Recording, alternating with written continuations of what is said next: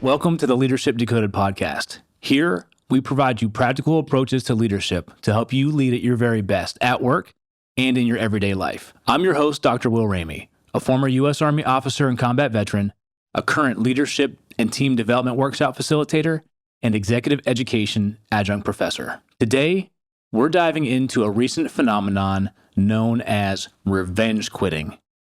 The culprit for revenge quitting in research is known as psychological contract fulfillment. Is your organization fulfilling its promises it made to you when they onboarded you and when they recruited you into the organization? Let's learn more about this current phenomenon known as revenge quitting, how to prevent it so that your team can be successful. Let's dive in. This episode is brought to you by Sweat Tent, the industry leader of the portable at-home wood-burning sauna. Being a leader can be stressful. That's why I've been a sauna user for many years. Did you know that consistent sauna usage 3 to 4 times a week not only relieves stress and improves sleep, but it also enhances your physical well-being and fosters mental resilience and cognitive clarity to be a better leader? And you no longer have to go to a crowded gym or buy one of those expensive and bulky at-home setups to experience the benefits of a sauna. Sweat Tent is the most portable and affordable at-home sauna on the market. The setup takes minutes and can reach 200 degrees in under 30 minutes. Harness the power of the Sweat Tent sauna to lead with clarity and poise. Sweat out stress, ignite creativity, and emerge a more focused leader. All Leadership Decoded listeners will receive $100 off when you use code LEAD100. Visit sweattent.com today to get $100 off your purchase with code LEAD100 at checkout. Again, that's sweattent.com to get $100 off with code LEAD100. Sweat Tent, improving your ability to lead at work and in your everyday life. It takes time and effort to create a high-performing team. Leadership abilities is one of the most important areas to focus on for team development. Dr. Will Ramey understands the impact that leadership can have on team performance. He's led a wide variety of teams in the U.S. Army and corporate companies, from being a first-line supervisor to a senior-level leader. His programs focus on experiential learning for immediate application, transformational growth through mindset and behavioral shifts, and sustainable change to drive long-term success. If you're tired of traditional learning and development programs and are ready for a hands-on learning experience that will increase knowledge and provide practical application directly to your work environment, reach out today. Visit drwilliamramey.com to find a solution for your team. Dr. William Ramey. Positive mindset, proactive approach, proven research. Imagine for a moment one of your team members walks into your office and hands you their resignation letter. This is more than a resignation letter. It's a message.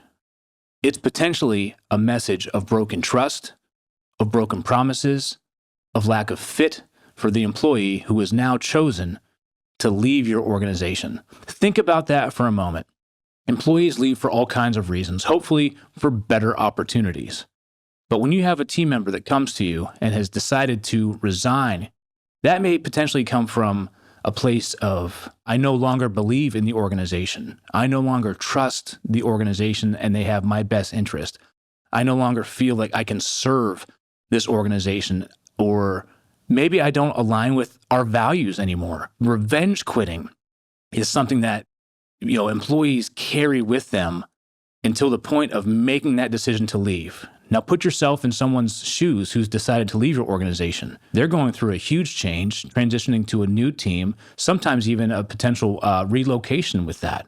There's a lot of turmoil that comes with a move. It is not an easy or light decision to choose to leave an organization to move someplace else. Revenge quitting doesn't just happen overnight. It's typically the result of unmet expectations that have accumulated over time. There's some statistics here I want to share from you that I found from a recent Gallup article. 28% of full-time employees expect revenge quitting to occur within their workplace in 2025.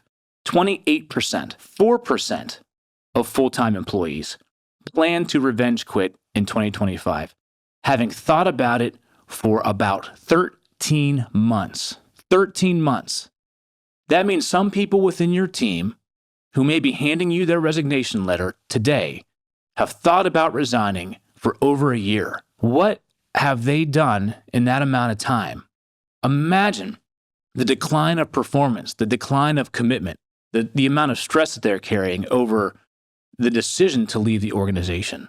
And then it finally comes time to leave, and now you have to recruit somebody else. You have to go through the hiring process, the training process, the onboarding process, which is costly. It can cost upwards of roughly $17,500 to replace an employee. So what we want to be able to do is understand what promises we're making to our team members and how are we being able to fulfill those promises that we're making to our team members. In research, I came across this concept. It's known as psychological contract fulfillment. Typically, these happen in the recruiting process and the early onboarding process.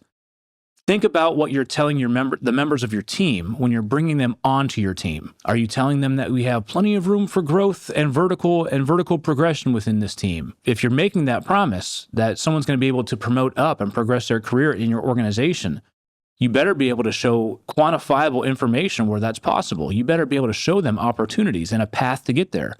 Are you promising people flexibility in their schedule only to pull it back away from them when things get tough or when they actually come onto your organization? Are you portraying fairness and equity when it comes to application of policy and things like time off and compensation and rewards? To be able to make these promises up front is what you're doing to attract some of this talent in, giving people purposeful work, telling them about the benefits, telling them about their long-term success at this company. And what happens is when you have an employee where these promises are made and they believe in what you're saying, they believe in the message that you're sending, and then the rug gets pulled out from underneath of them. Layoffs happen, reductions in force happen, or a shift in the environment that you may not have been able to control or articulate. You better find a way to be able to share that message clearly.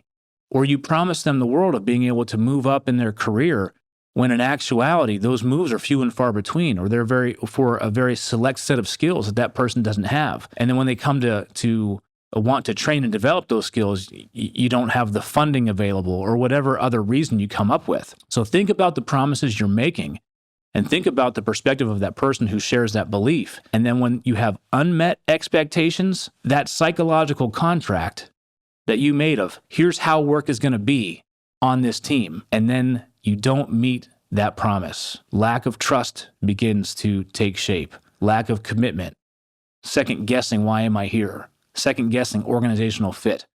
Well, if you're not fulfilling these promises, what other promises aren't you being honest or open or fulfilling? The good news, though, is that there are ways to overcome this. But first, let's talk about some of the biggest drivers of revenge quitting that exist out there. Research shows that revenge quitting, it stems from three main issues.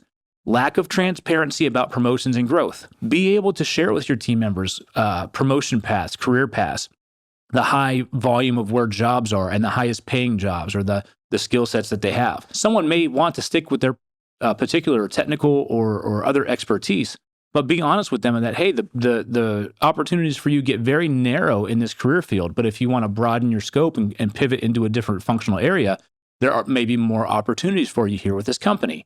Have those open and transparent conversations. Second, the inability to connect to a deeper purpose. Employees want to see how their contributions are being able to contribute to the bigger picture.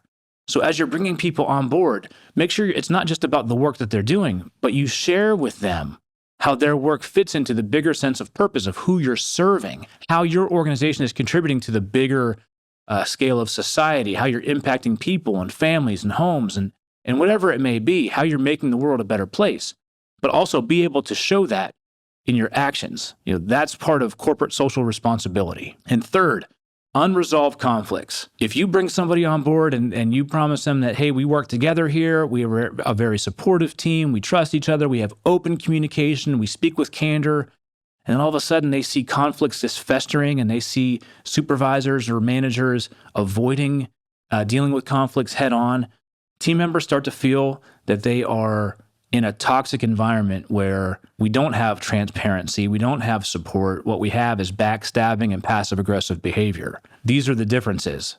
So be able, as a manager, be able to resolve conflict, be able to meet that promise of, I'm going to care for you, support you, and we're going to be a team together. Being a team means you're able to have the good times and you're able to work through the tough times and come through it together, everybody intact, still driving towards your main purpose. Some of the strategies that you can use to prevent revenge quitting and fulfill those psychological contracts by creating an environment where your employees feel valued, where your employees feel heard and supported. Things that you can do here. Be transparent and consistent. Regularly communicate about growth opportunities, career paths, organizational changes. If something is shifting in an organization, specifically on the negative side, if you've got a hiring freeze or you've got inability to grow into a different scale and you have to sustain where you're at, have open conversations, host town hall events, have synchronous communication, point-to-point, face-to-face contact with your employees whenever possible to talk about transparency and change in growth opportunities or career path opportunities. Another thing that you can do is align work with purpose. Make sure that you help your employees see how their specific contributions are contributing to the bigger picture and how each and every person there is potentially task interrelated with each other so that they understand how their work impacts the next person's work, which impacts the next echelon, which impacts our customers who we're serving. Being able to rally behind a collective purpose allows your team to feel more connected with the work that they're doing. They feel more connected because they're giving of themselves. They have a purpose, and their purpose is aligned with the organization's purpose. And that's where you get a deeper level of commitment and dedication to the work being done. And third, resolve conflicts swiftly and directly. You can collaborate, you can compromise, you can accommodate. All these different approaches to handling conflict you can take head on, but they all rely on a few small things. Encouraging open dialogue, addressing issues before they escalate, seeking to understand what each person needs from that conflict that's on the table so that they can move forward together towards a solution. By understanding and applying different conflict handling approaches like compromise, collaboration, and accommodating, you're able to then navigate different situations to move through conflict more swiftly with a end result that people are bought into. So consider a team that holds quarterly developmental meetings that recognizes people's work, their individual contributions that are tied to the company's mission, or a team level contribution that's tied to an organizational goal. And also a team that has a clear conflict resolution protocol. This team is more likely to retain engaged and satisfied employees. Revenge quitting is absolutely preventable when you commit to a strategy of transparency, open communication, clarity and conflict resolution, and tying people together to a shared belief and collective purpose. Ask yourself, are you ready to build a workplace where people want to work and they want to stay because they're committed, because they're cared for, and because they know that the organization has their best interest as well as those they serve at the front of their mind? Thanks for tuning in to Leadership Decoded here in the Loop Internet Studio. If you enjoyed today's episode, give us a like, share, download the episode, share it with your fellow leaders so that we can all lead at our very best. And if you're an organization who wants to get their team members developed and work on your leadership abilities, I want to work with you. I offer hands-on experiential learning workshops to help your team understand how to communicate, resolve conflict, be more cohesive, be more collaborative. Connect with me on LinkedIn at Dr. William Ramey, on Instagram at WillRamey1, on Instagram at Leadership Decoded Pod, or check out my website, drwilliamramey.com. I'm your host, Dr. Will Ramey. Thanks for tuning in today, and I'll see you the next time you press play.